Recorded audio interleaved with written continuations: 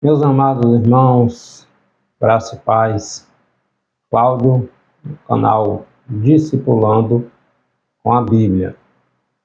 Hoje vamos trazer o nosso estudo da nossa quinta lição, da nossa revista de adulto, desse trimestre. Nós estamos estudando o corpo de Cristo, a igreja, a noiva de Cristo, e hoje, na nossa quinta lição, o título é A Missão da Igreja de Cristo. Qual é a missão da igreja? Ela tem missão, ela tem uma incumbência que foi dada por Cristo. Lá em Mateus capítulo 28, versículo 19 a seguir, bem como no Evangelho escrito por Marcos, capítulo 16, versículo 15, a grande comissão. A igreja ela tem a responsabilidade de pregar, de ensinar, de discipular, de dar glória para Deus, e a igreja ela não pode negligenciar também a área social. A missão da igreja de Cristo na terra. Nosso textuário está no livro histórico do Novo Testamento, Atos dos Apóstolos, capítulo 2, versículo 42. E perseveravam na doutrina dos apóstolos, na comunhão, no partir do pão e nas orações. A verdade prática diz: como o sal fora do saleiro cumpre a sua função de salgar, assim a igreja, quando adora e discipula, testemunha das insondáveis riquezas de Cristo. Nossos objetivos desta nossa quinta lição: refletir sobre a principal missão da igreja de Cristo na terra, aprofundar o entendimento sobre a adoração a Deus e a edificação mútua como atos contínuos, e pensar a comunhão fraternal e a atuação social como marca de uma igreja genuinamente cristã. O nosso texto bíblico, a nossa lição está na carta escrita, ou no Evangelho escrito por Marcos, capítulo 16, versículos do 14 ao 20, e no livro de Atos, capítulo 2, versículo 42 ao 47. Finalmente apareceu aos 11, estando eles assentados juntamente, e lançou-lhe em rosto a sua incredulidade e dureza de coração, por não haverem crido no que o tinha visto já ressuscitado. E disse-lhe: ide por todo o mundo, pregai o evangelho a toda criatura. Quem crer e for batizado será salvo, mas quem não crer será condenado. E estes sinais seguirão aos que crerem. Em meu nome expulsarão demônios, falarão novas línguas, pegarão nas serpentes, e se beberem alguma coisa mortífera não lhes fará dano algum. E imporão as mãos sobre os enfermos e os curarão. Ora, o Senhor, depois de lhes ter falado, foi recebido no céu e assentou-se à direita de Deus.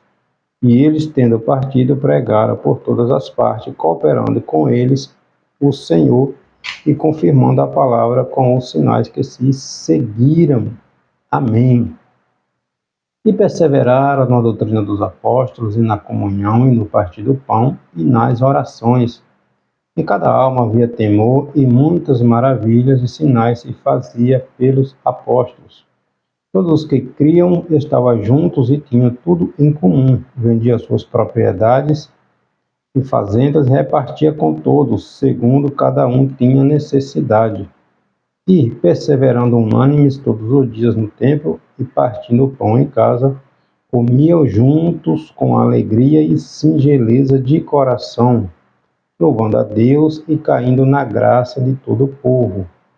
E todos os dias acrescentava o Senhor à igreja aqueles que se haviam de salvar.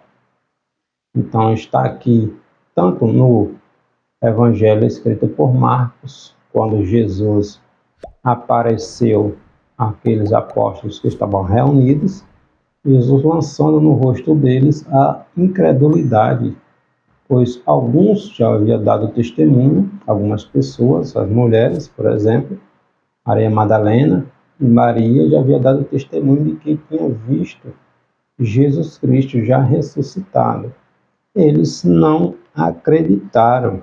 E em Atos, capítulo 2, vai nos informar aqui que os irmãos, a igreja primitiva, eles perseveravam unânimes, né? Eles perseveravam na doutrina, no ensinamento dos apóstolos, na comunhão, no partir do pão e nas orações.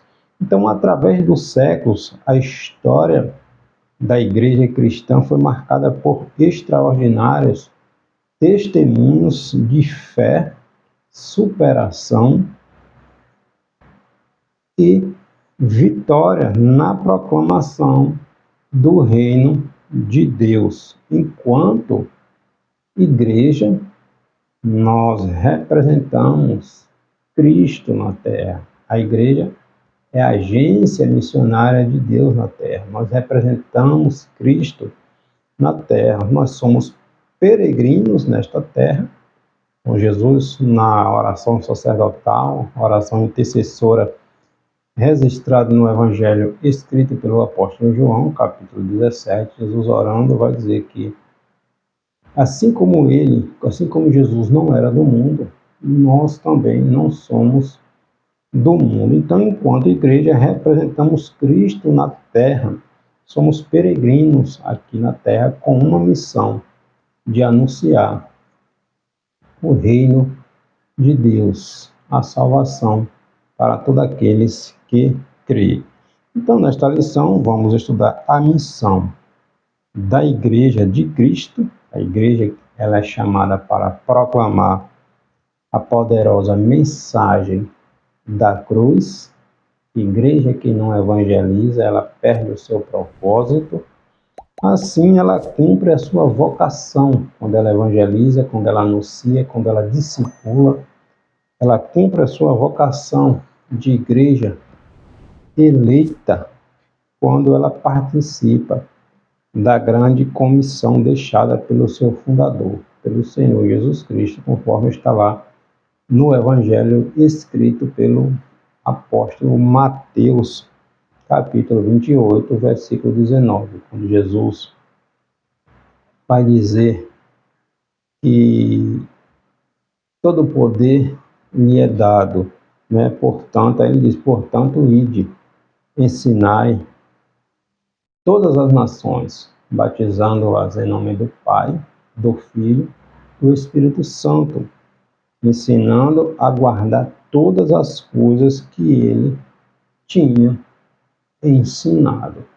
Então, é responsabilidade da igreja, e igreja aqui estamos falando de organismo vivo, a igreja que irá para o céu, eu e você fazemos parte da igreja, nós somos membros do corpo de Cristo, e a igreja ela tem esta incumbência, essa responsabilidade dada por Cristo de anunciar as boas novas ao mundo. A igreja ela é uma comunidade adoradora, de comunhão e, finalmente, é uma comunidade que exerce um grande papel nesta presente era, neste século. A Igreja de Cristo ela exerce a sua função de anunciadora e representante de Cristo nesta terra. Nós somos o corpo de Cristo. Nós fomos alcançados pelo amor de Cristo.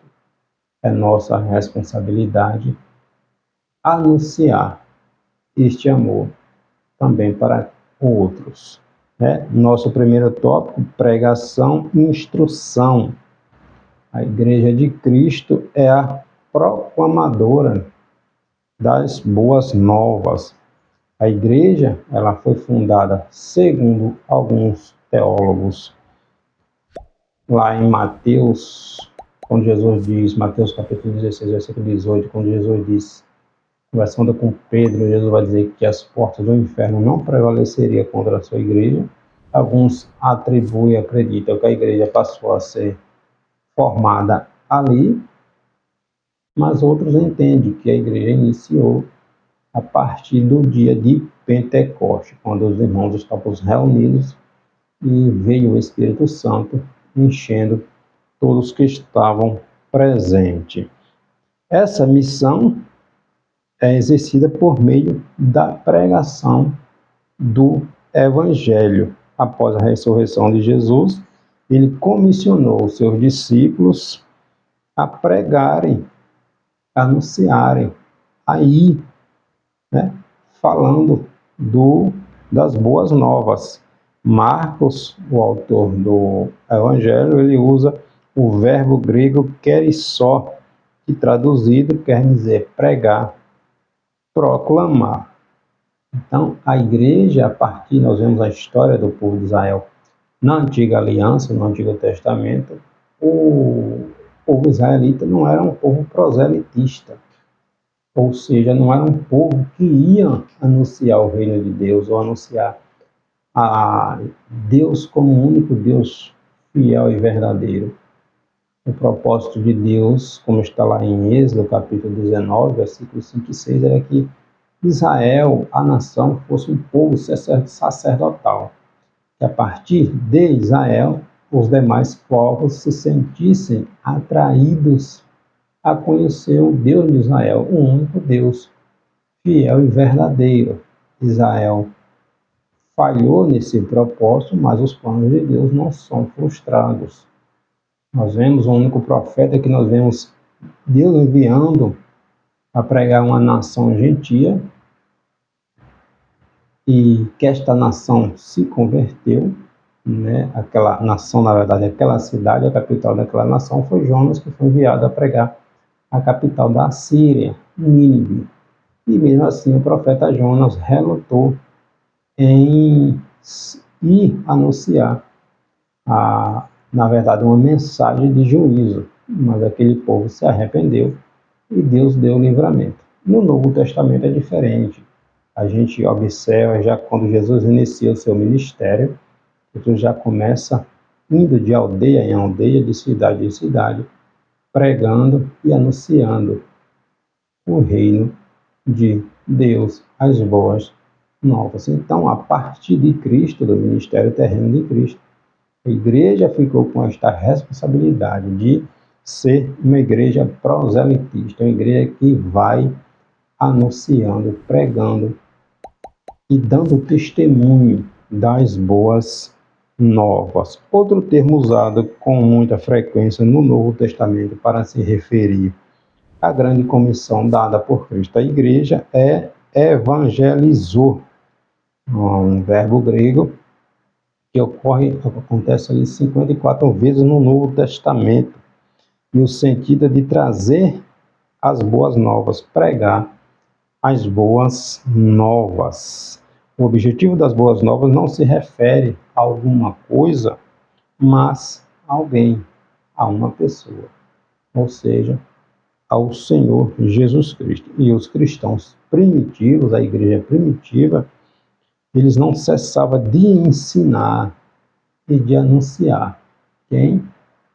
Jesus Cristo, o Senhor dos senhores. Então, pregar a mensagem da cruz é anunciar o evangelho do reino de Deus, que está entre nós, o reino de Deus revelado a nós, a humanidade, a partir de Jesus Cristo. Arrependei-vos, é o que o apóstolo João, ou o João Batista anunciava, arrependei-vos, pois é chegado o reino de Deus. O reino de Deus havia chegado. Com quem?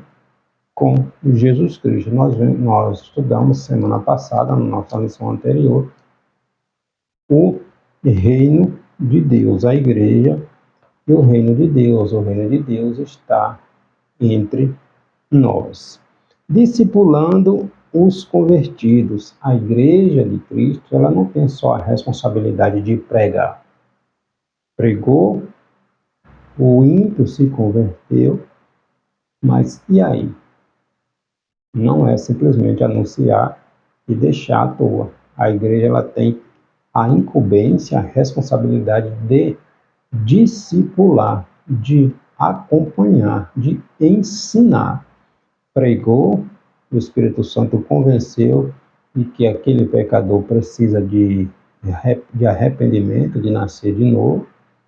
Ele aceitou o convite, aceitou a Jesus como seu Senhor e Salvador, mas agora a igreja precisa dar assistência. A igreja precisa discipular, acompanhar, orientar este novo cristão, este novo convertido. Então, pregar e proclamar é levar a palavra de Deus aos que estão fora da igreja. Os que estão fora da igreja. Enquanto discipular é instruir os que estão do lado de dentro da igreja, os novos convertidos. Então, igrejas, ministérios que não têm estudo bíblico, que não tem escola dominical, que não tem culto de instrução, que é só movimento, não pode. Não pode. A igreja ela é a agência missionária de Cristo na terra. Jesus disse, ide, pregai, ensinando também. Então, pregar, ensinar às pessoas o caminho, a maneira de se viver como um cristão. Não é de qualquer maneira, né?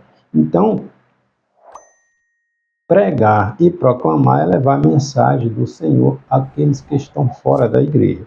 Já discipular, ensinar, instruir é para aqueles que estão dentro da igreja. O verbo discipular, ele tem um sentido de alguém que é instruído e é treinado em alguma coisa. Ou seja, o discipulador é aquele que já tem uma experiência, já tem uma caminhada, né? Pois ele precisa ser preparado para ensinar, para discipular. Então, o discipulador, o ensinador, é aquele que já tem uma caminhada aí cristã para dar assistência aos novos convertidos. Em Mateus capítulo 28, versículo 19, Jesus vai dizer, ide, ensinai. Então, a igreja ela precisa ter um departamento de ensino. Ide, ensinai todas as nações. Então, Jesus estava dizendo, ide e discipular. Ele aceitou a Jesus, ela aceitou a Jesus Cristo, agora precisa de acompanhamento. A igreja não é formada apenas por crentes. A igreja é formada por discípulos, ou seja, discípulos fazendo discípulos. Alguém pode estar na igreja sem, contudo, ser discípulo. E existem muitos que estão nas igrejas, frequentam, mas são descompromissados, não querem se envolver.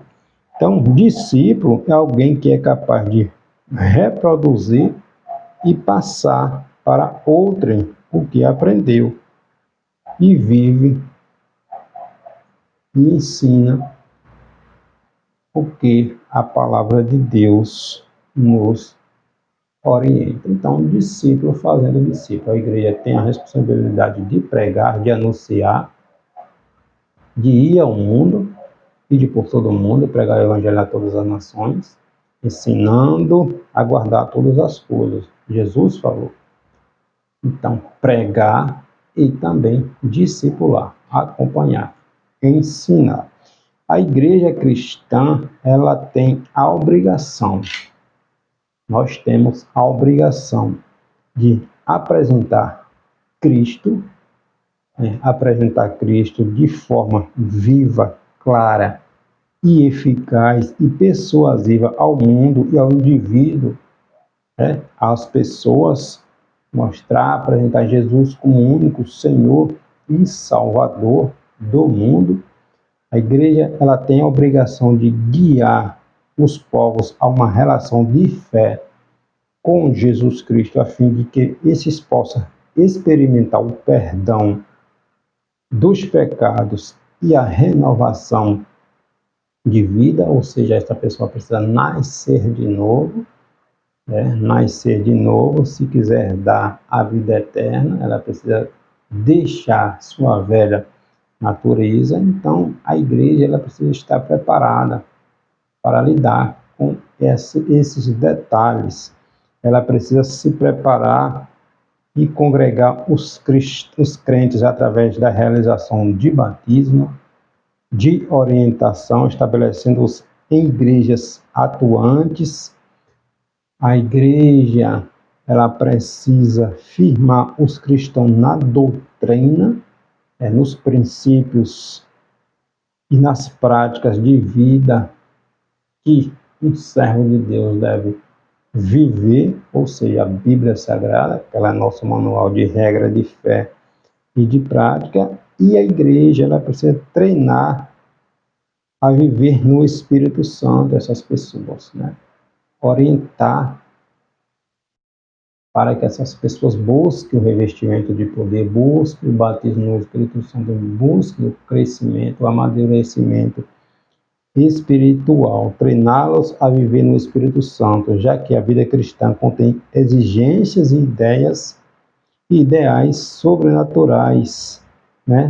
Ela só pode ser vivida através de uma confiança plena no Espírito Santo. Então, a igreja, ela tem esta incumbência, esta responsabilidade. Se ela não exerce estes papéis, ela perde o sentido de igreja. Possa ser uma comunidade qualquer, um grupo, uma reunião qualquer. Deixa de ser igreja.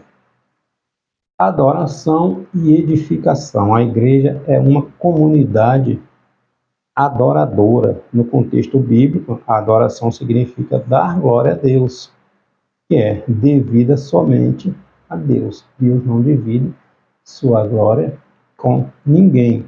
É tirar a atenção de nós mesmos para centrarmos unicamente no Senhor. A adoração tem a ver com o nosso serviço a Deus. Não é algo que se faz apenas em um culto público ou em um culto individualmente, né? A adoração tem a ver com a nossa maneira de viver, de agir, de ser.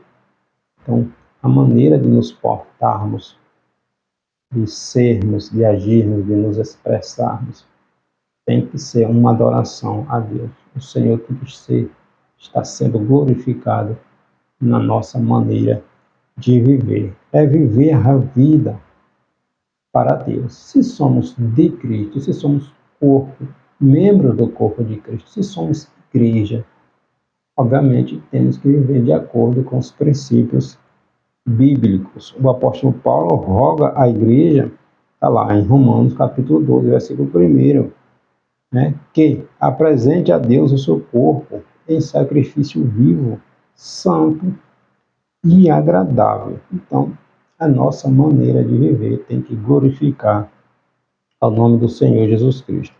É um serviço prestado a Deus de forma consciente e integral, ou seja, a nossa adoração.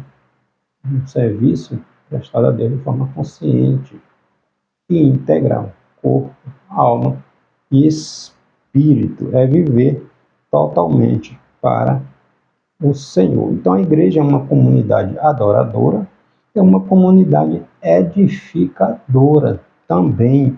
A igreja é uma comunidade proclamadora, ela proclama o evangelho, ela anuncia o reino de Deus, adoradora, ela expressa sua adoração integral, alma, corpo e espírito, não é só no culto, é uma maneira de viver que glorifica a Deus, e é uma comunidade também edificadora. O apóstolo Paulo vai dizer que Deus pôs na igreja apóstolo, Deus deu à igreja apóstolo, profetas, evangelistas, pastores, mestres, para edificação do corpo de Cristo. E o objetivo dos dons espirituais também é para trazer edificação à igreja. Está lá na carta de 1 Coríntios, capítulo 14. Né? Os dons espirituais também é para edificação da igreja. Quem fala em línguas em público sem que haja interpretação está edificando a si mesmo e não a igreja, né? Não edifica a igreja que não entendeu absolutamente nada do que está sendo dito, se não houver um intérprete, né? Alguém que tem um dom de interpretação de línguas. Então Paulo vai exortar os cristãos de Corinto a buscar a edificação ou a edificar uns aos outros. Então a igreja ela é a agência anunciadora, ela anuncia o reino de Deus, as boas novas, o evangelho de Cristo. Ela é uma agência de adoração, toda honra, toda glória, todo louvor, toda adoração a Cristo. Não é adorar somente no culto, mas a nossa maneira de viver, de expressar adoração a Deus. E é também uma igreja edificadora. E os irmãos perseveravam na doutrina dos apóstolos, na comunhão, nas orações, no partir do pão. A igreja adora, a genuína adoração e edificação mútua é fruto de uma vida de devoção e serviço a Deus em contínuo crescimento. E para a gente finalizar, a comunidade, a comunhão e socialização, ou seja, a igreja na fé, na esfera fraternal. Um dos pilares da igreja primitiva estava na comunhão. Atos 2:42, e perseverava na doutrina dos apóstolos, na comunhão, né? Então a palavra grega koinonia, o seu sentido literal é parceria, participação, comunhão espiritual. Se somos cristãos e andamos na luz do Evangelho, devemos viver em comunhão. Igreja que não há comunhão é uma tragédia, né? Onde não há comunhão entre os crentes, também não há igreja solidamente edificada. A igreja precisa viver em comunhão. Não há igreja onde seus membros vivem isolados e não mantêm comunhão uns com os outros. A igreja na fé, na sua esfera fraternal, na comunhão, na koinonia, e a igreja na unidade e fraternidade. A igreja do Novo Testamento se expressa por meio da unidade e da fraternidade de seus membros. O apóstolo João vai dizer lá na sua primeira epístola, capítulo 1, versículo 3, que tenhamos comunhão uns com os outros. Jesus Cristo orou também pela união fraterna de seus discípulos. Está lá novamente no Evangelho escrito pelo apóstolo João, capítulo 17, versículo 21. Jesus orando para que sejamos unidos,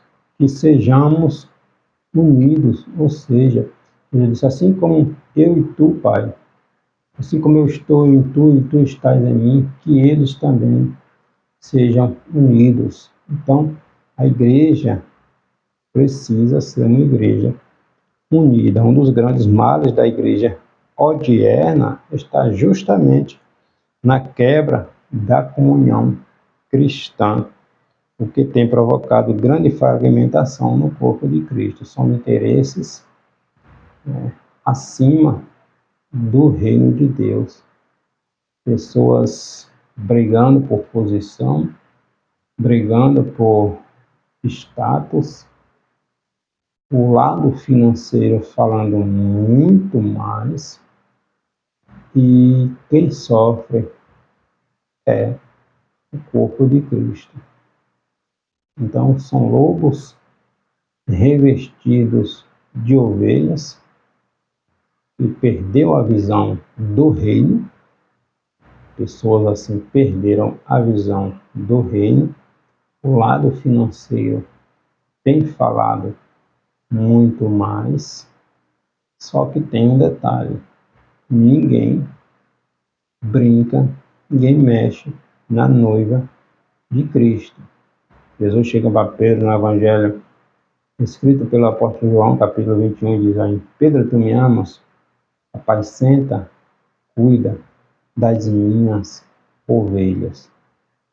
Então as ovelhas, ela tem um dono, e este dono deu a sua vida por cada uma das suas ovelhas. Então precisamos ter cuidado com o que estamos fazendo. Qual exemplo estamos dando? O exemplo, nossa maneira de viver, de agir, está glorificando a Deus. As pessoas têm se sentido atraídas a Deus a partir do nosso testemunho de vida, ou nosso testemunho tem afastado as pessoas porque estamos sendo escândalo para o Evangelho de Cristo. A gente precisa refletir sobre isso, né? Então, a igreja na fé e na esfera social também. A fé cristã também precisa ser expressa na esfera pública, ou seja, no seu lado social. No seu lado social. A igreja precisa ser uma igreja que cuida, que abençoa vidas, não só espiritualmente falando, né? O verbo grego koinoneo possui também um sentido de ajuda, contributiva e partilha. O apóstolo Paulo novamente elogiou os irmãos de Filipenses por serem conscientes da dimensão social do Evangelho. Está lá em Filipenses capítulo 4, versículo 15. Não se trata apenas de matar a fome dos pobres deixando-os vazios de Deus, né? É o exercício da fé cristã na sua integralidade. A igreja, portanto, não pode exercer sua fé de maneira bíblica, esquecendo dos mais carentes, os mais necessitados, né? Jesus ressaltou isto, Jesus veio ressaltar essa questão. Aí em Mateus capítulo 25, versículo 35 e 36, Jesus vai dizer, quando tive fome, vocês me deram de comer. Tive sede, me deram de beber. Estive nu, me vestiste. Então, cada vez que fazemos, que cuidamos da área social, estamos glorificando a Deus. Glorificando a Deus. Então, a igreja ela não pode negligenciar o cuidado à área social. Dízimos e ofertas são necessárias, sim, justamente também para cuidarmos da área social, dos irmãos que necessitam. O apóstolo Tiago vai dizer lá na sua epístola, né, para termos cuidado, porque fé sem obras, ela é uma fé morta, entende? Então, Tiago exorta a igreja para se atentar para este fato, a questão social também. Então, o amor manifesto em ações é evidenciado na comunhão entre os irmãos e a contribuição social da igreja como expressão de fé na esfera social. Então, para a gente fechar, a Igreja de Cristo ela tem uma grande missão aqui na Terra. Esta missão foi dada a ela por Cristo. Ela foi chamada para ser sal e luz. Jesus falando lá no Evangelho escrito por Mateus capítulo 5, 6 e 7, ali no Sermão da Montanha, Jesus vai dizer que a igreja ela tem que ser sal e luz.